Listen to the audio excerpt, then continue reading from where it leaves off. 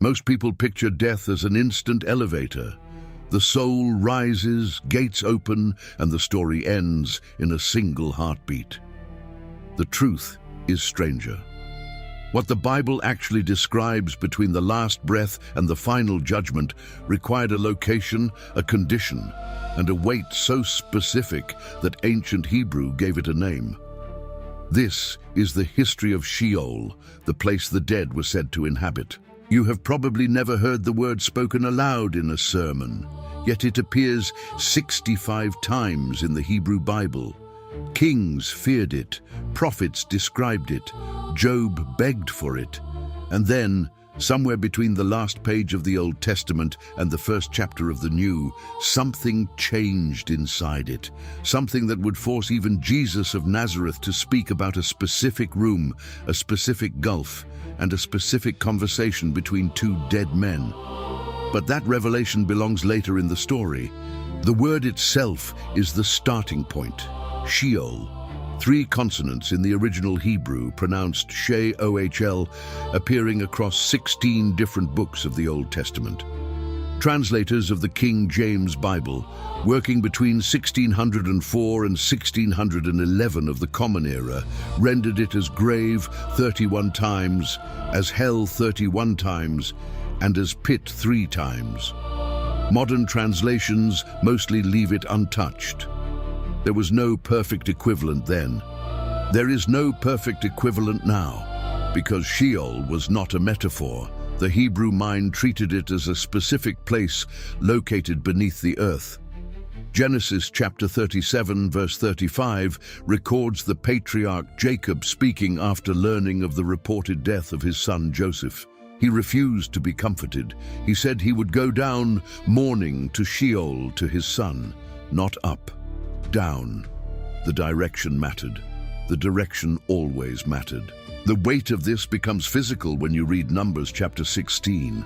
The rebellion of Korah, Dathan, and Abiram against Moses ends when the ground splits open beneath them.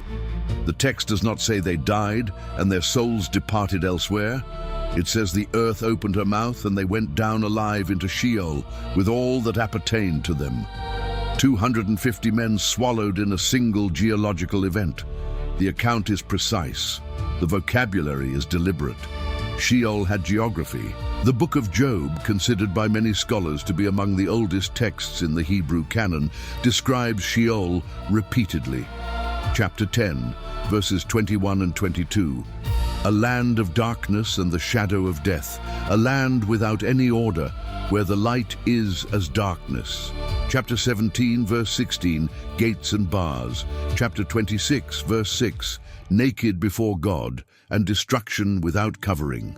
Chapter 28, verse 22, personified, capable of hearing rumors of wisdom. The picture assembled itself, a vast subterranean realm, dark, silent, ordered by boundaries and passages, populated by the shades of every human being who had ever drawn breath. The etymology deepens the picture.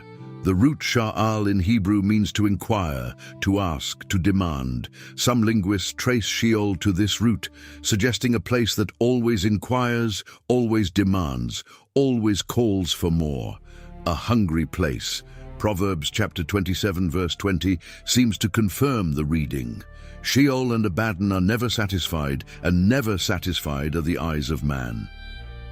Isaiah chapter 5 verse 14 uses the same imagery. Therefore Sheol has enlarged its appetite and opened its mouth beyond measure. An open mouth, a widened throat, a place that swallows. And here is where the surrounding ancient world confirms what the Bible was describing.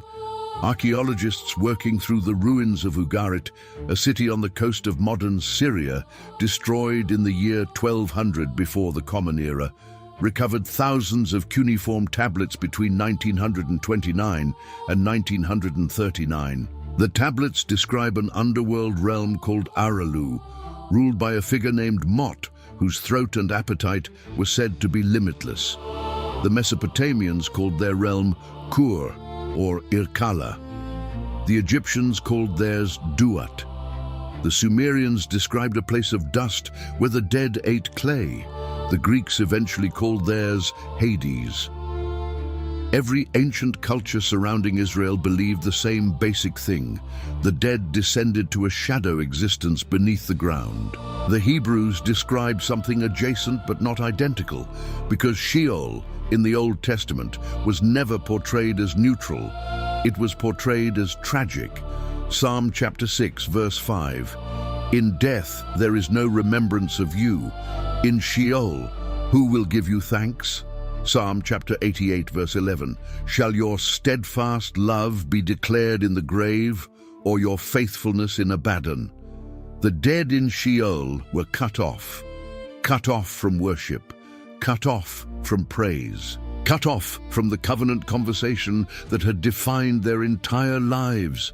That was the horror of it, not fire, not torture, not demons with pitchforks. That imagery came centuries later from medieval painters and Renaissance poets.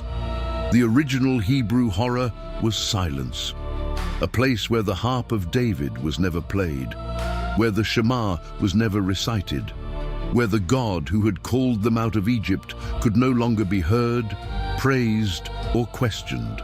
The archaeology of ancient Israelite burial confirms how seriously they took the descent. Excavations at Ketef Hinnom, a burial complex on the western slope of the Hinnom Valley outside Jerusalem, uncovered between 1975 and 1980, revealed elaborate rock-cut family tombs used continuously from the 7th century before the Common Era through the 6th century. The bodies were laid on carved stone benches. After decomposition, the bones were gathered and deposited in a repository below the benches, so that new bodies could occupy the space. 1,200 to 1,500 bones per repository, generations stacked upon generation.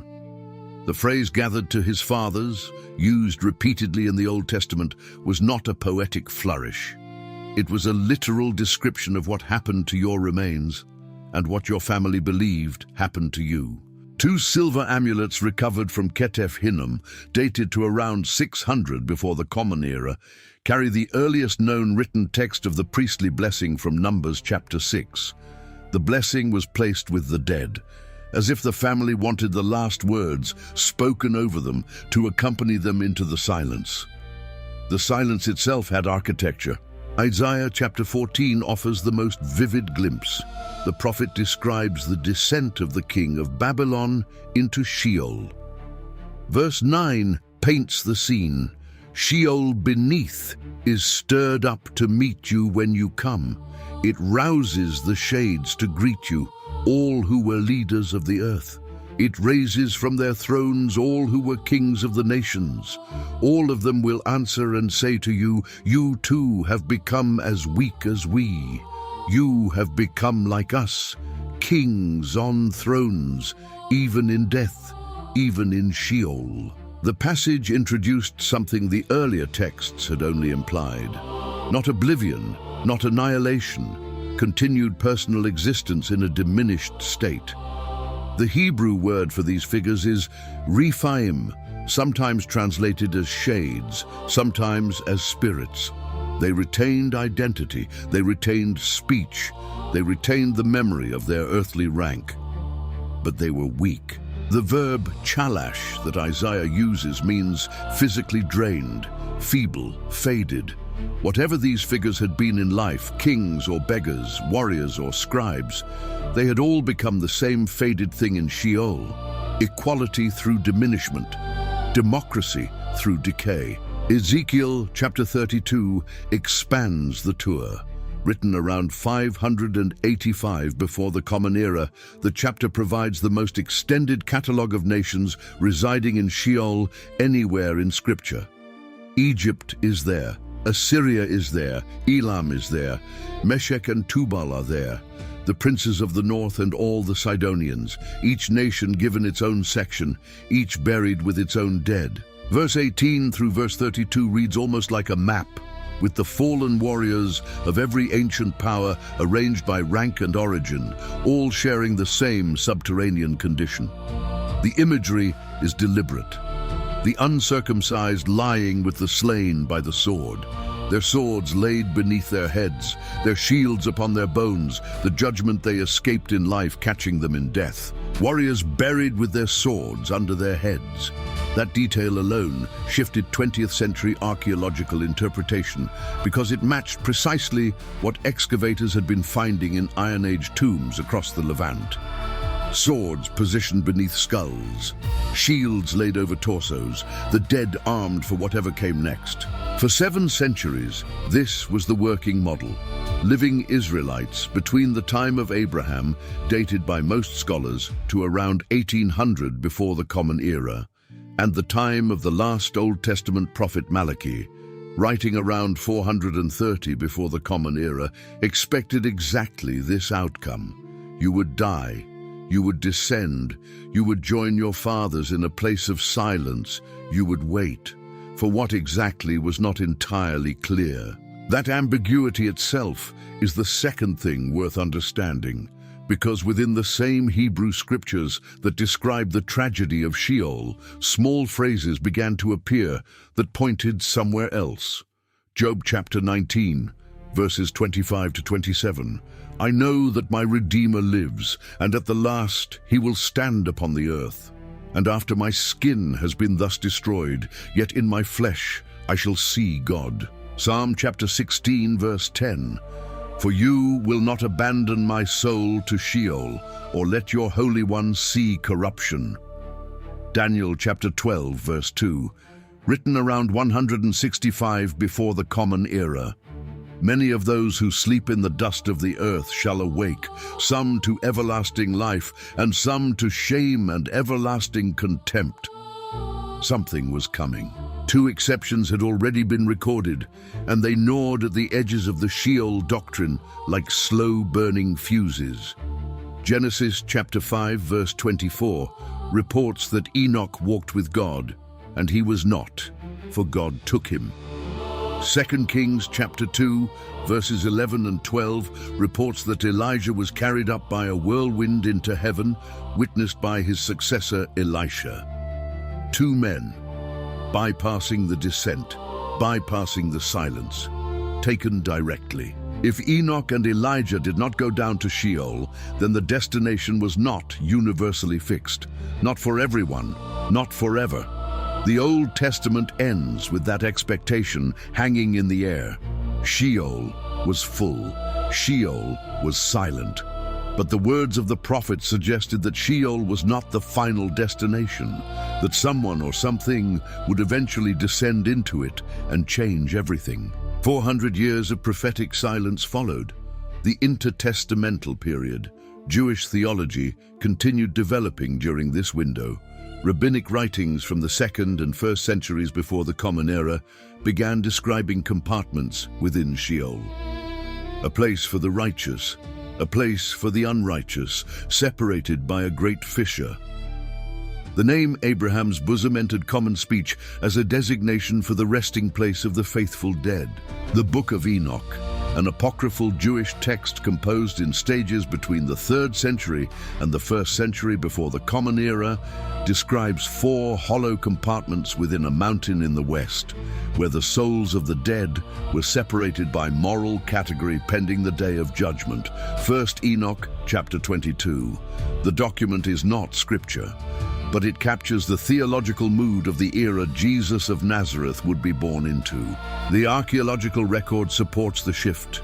Ossuaries recovered from the Kidron Valley, dated between 100 before the Common Era and 70 of the Common Era, carry inscriptions that speak of the deceased resting with the righteous fathers, not merely descending to Sheol, resting with others in a specific condition of favor. The 2nd book of Maccabees, composed around 125 before the Common Era, describes the mother of 7 martyred sons, declaring her belief that God would restore their bodies at the resurrection. Chapter 7, verses 22 to 23. The waiting had acquired a horizon, and then Jesus of Nazareth arrived, and he opened the door. Luke chapter 16, verses 19 to 31, records a story unlike any other spoken by Christ. Two men die, a rich man, unnamed, a poor man, named Lazarus, covered in sores, who had begged at the rich man's gate. The rich man is described in Sheol, which the Greek New Testament renders as Hades, in torment.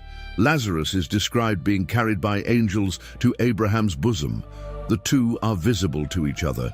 They can speak across a distance, and between them, in the words of Abraham himself, a great chasm has been fixed, so that none may pass from one side to the other. The passage exploded ancient assumptions. What emerged was startling. Sheol was not a single undifferentiated space. It had compartments. It had a chasm. It had visibility across that chasm. It contained conscious individuals who remembered their earthly relationships, who could plead, who could regret, who could ask for water. The rich man asks Abraham to send Lazarus to warn his 5 brothers. 5 brothers still alive, still on earth, still capable of avoiding the same fate. The distance between the two sides was fixed, not by geography, by decree. Whether the story was told as a literal report or as a parabolic teaching, the theological grammar it introduced was permanent. From that moment onward, the New Testament writers understood the intermediate state to include distinct experiences for the righteous and unrighteous dead, both still waiting, both conscious, both destined for a final resurrection and judgment yet to come, but no longer sharing the same undifferentiated silence. Another moment during the ministry of Christ deepened the picture further. In Matthew chapter 12, verse 40, Jesus compares his coming 3 days in the tomb to the 3 days Jonah spent in the belly of the great fish. Jonah chapter 2 records the prophet's prayer from inside the fish, and the language is unmistakable. "Out of the belly of Sheol I cried, and you heard my voice." Jonah, still alive, described his condition as Sheol. Jesus took that image and applied it to what he himself was about to enter, not as a symbol, as a location, because after the crucifixion came the descent. 1 Peter chapter 3, verses 18 and 19 contains one of the most debated passages in the entire New Testament. Peter writes that Christ was put to death in the flesh, but made alive in the Spirit, in which he went and proclaimed to the spirits in prison. 1 Peter chapter 4, verse 6 adds, "The gospel was preached even to those who are dead." Ephesians chapter 4, verses 8 to 10 speaks of Christ descending into the lower parts of the earth before ascending on high, leading captivity captive. Church tradition, formalized in the Apostles' Creed sometime between the 3rd and 8th centuries of the Common Era, summarized this teaching in 3 words: He descended into hell. In Latin, descendit ad inferos. The word inferos meant the lower place, the abode of the dead, not the lake of fire described later in Revelation, the waiting place, Sheol, for 3 days. Between the crucifixion on Friday afternoon and the resurrection on Sunday morning, Christian tradition holds that Christ was in Sheol. Doing what exactly remains a matter of interpretation. Some readings say he announced his victory to the imprisoned dead.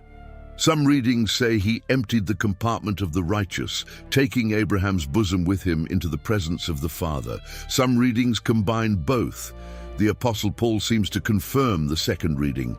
2 Corinthians chapter 12, verse 2 describes Paul knowing a man caught up to the 3rd heaven, paradise.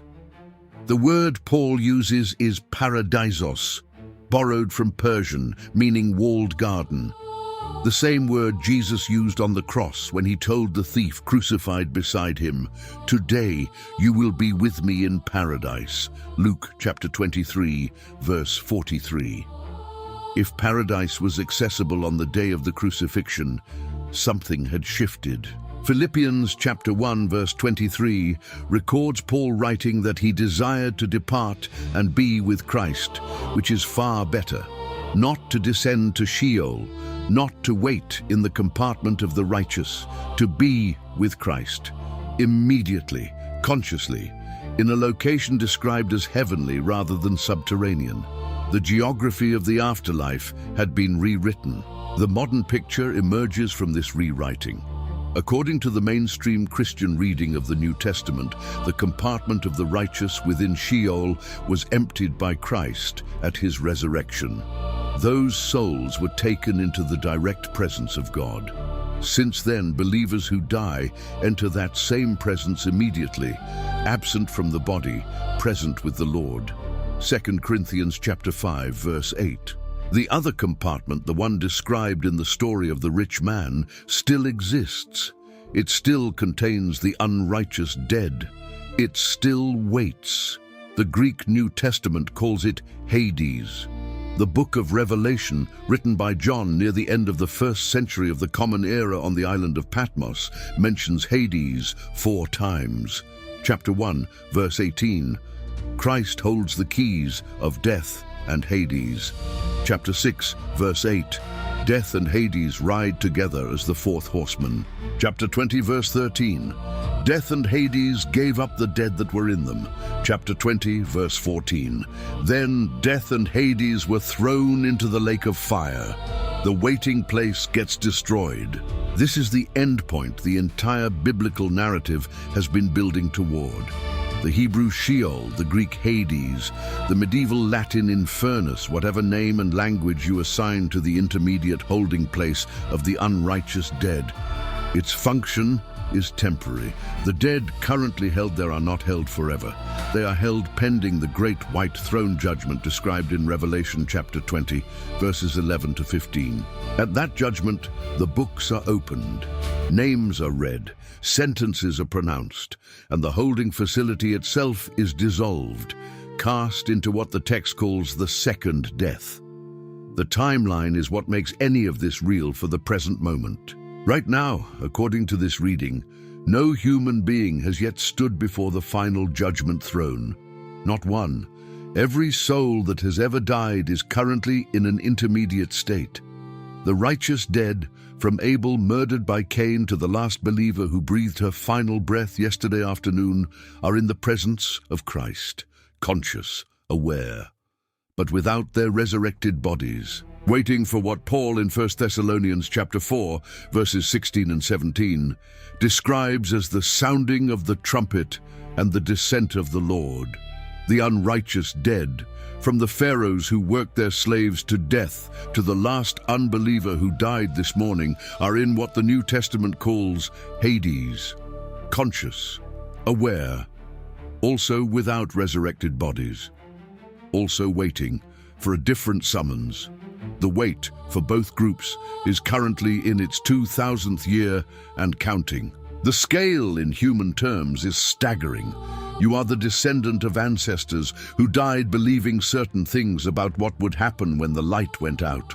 Farmers who died in the fields, mothers who died in childbirth, children who died before their 10th birthday, which in the ancient world happened roughly 40 to 50% of the time based on paleo-demographic studies of skeletal remains from 1st century burial sites near Jericho, Bethlehem, and Jerusalem. Every one of them, according to the biblical framework, went somewhere specific, and every one of them, according to the biblical framework, is still there, still waiting. Demographers estimate that between 100 billion and 117 billion human beings have lived and died since the emergence of anatomically modern humans.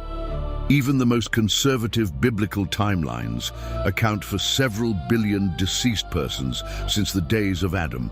Every one of them, in the framework of Scripture, is currently somewhere, not scattered atoms, not recycled souls, somewhere.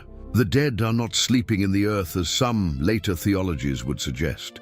They are not reincarnated into new bodies as Eastern traditions describe. They are not extinguished into non-existence as materialist philosophies argue. They are somewhere else, conscious, numbered, awaited. That is what the Bible claims. Whether you accept the claim as literal historical description, as symbolic theological grammar, or as ancient poetry attempting to name an unknowable, The internal consistency of the framework across 1,000 years of textual development is remarkable. The Sheol of Jacob is not identical to the Sheol of Isaiah, which is not identical to the Hades of Luke, which is not identical to the Hades of Revelation. Each layer builds on the previous. Each revelation clarifies without contradicting.